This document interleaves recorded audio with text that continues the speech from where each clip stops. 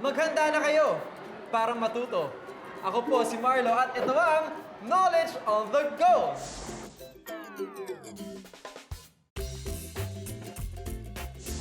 At ang ating on the go player for today ay si Benedict po. Benedict.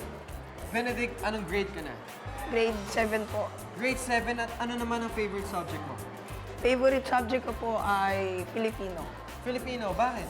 Kasi po, ayun po yung lingwaheng ginagamit natin. Lingwaheng ginagamit natin. And of course, dapat mahalin natin ang ating sariling wika. Kaya sige, sana Benedict makuha mo ang Filipino. Roll the dice! Ayun! Filipino! Bunot ka na. Okay.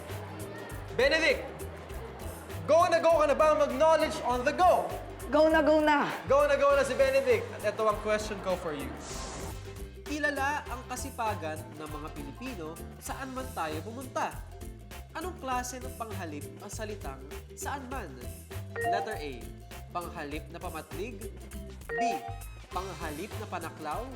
Letter C, panghalip na panao. Or letter D, panghalip na pananong. B. Okay, ang tamang sagot ay letter B! Alam mo ba, ang saan man ay isang panghalip na panaklaw. Ito ang mga salitang pumapalit sa pangalan na sumasaklaw sa dami, bilang o kalahatan. At dahil nakuha mo ang tamang sagot, meron kang prize mula sa Knowledge on the Go. Congratulations! Thank you po.